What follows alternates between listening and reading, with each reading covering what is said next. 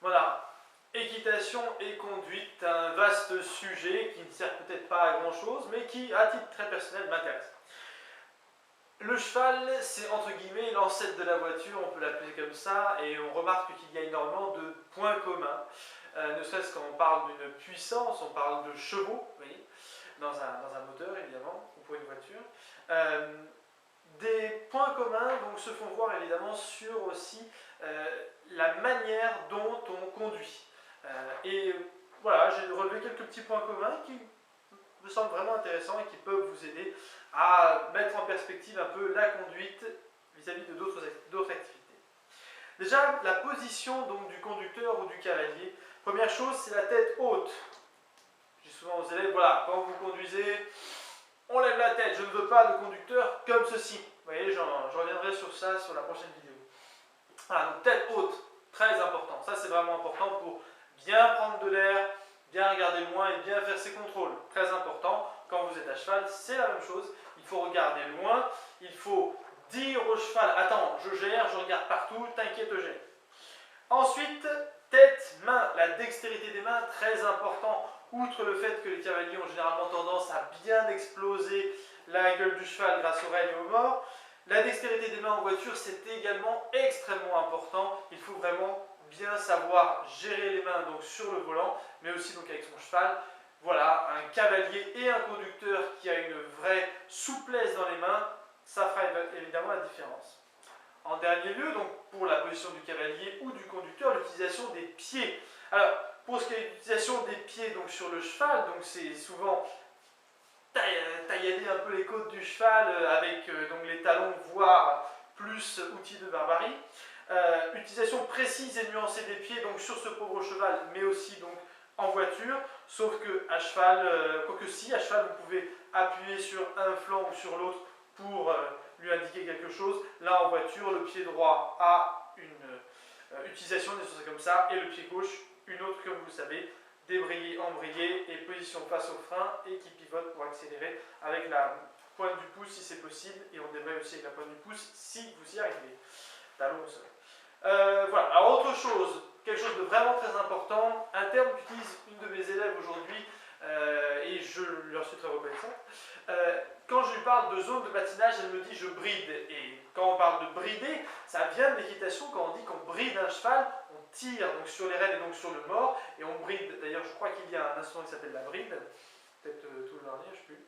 Et donc voilà, donc on tient, on maintient le cheval, donc on bride le cheval. J'utilise ce terme aussi un peu partout. Donc le mors, donc dans la pauvre bouche du cheval, donc qui peut voilà, être comparé donc, à une zone la zone de patinage. Donc pied gauche donc débrayé à la moitié, je tiens le véhicule, je le laisse vibrer, je ne peux pas caler. Voilà. Ensuite, l'importance du regard aussi. Donc, quand j'étais petit, j'ai travaillé, disons ça comme ça, dans un centre équestre, disons ça comme ça grosso modo. Et les monitrices, ou la monitrice disait souvent aux élèves, et à moi quand je faisais du cheval, regarde loin, regarde où tu vas, et le cheval va aller là où tu regardes. C'est pareil en voiture. Si vous voulez faire donc une volte donc, à cheval, donc vous avez une certaine position des mains, et vous regardez et vous lui indiquez, attends mon petit gars, je veux que tu ailles là-bas. Et aussi je positionne mon corps. Voilà, l'importance du regard en volte ou en cheval en général, c'est très important. Pareil évidemment en moto, dans le permis moto. Dans le saut d'obstacle, il y a quelques temps, j'ai assisté à un concours de saut d'obstacle. Voilà, pourtant moi qui suis très bourgeois, là j'ai trouvé que c'était insupportable. Et voilà, au niveau du saut d'obstacle, les cavalières, parce que j'avais vu des femmes pour le coup faire du cheval là, qui se cagaient complètement, c'est parce qu'elles ne regardaient pas du tout où elles allaient. Et c'est vrai qu'une fois avoir sauté l'obstacle, il faut regarder où on va pour dire aux canasson, attends mon petit gars, on va aller là-bas, et attends on va faire ci. Et souvent même parfois, regarder le futur obstacle alors qu'on est en train de sauter l'obstacle. Ça, je trouvais ça intéressant. Plus intéressant, plus vicieux, plus provocateur. Le cheval, c'est quand même un animal qu'on utilise depuis des siècles, voire des millénaires. Et si vous avez vu une de mes vidéos où je parle donc de l'utilisation, je sais plus, du cheval dans le temps, je ne sais plus trop comment c'était, un des gars que je cite dans le texte dit oui, les gens utilisent leurs chevaux pour aller hyper vite, etc. etc. Voilà, donc une sorte d'insécurité routière déjà à l'époque du cheval.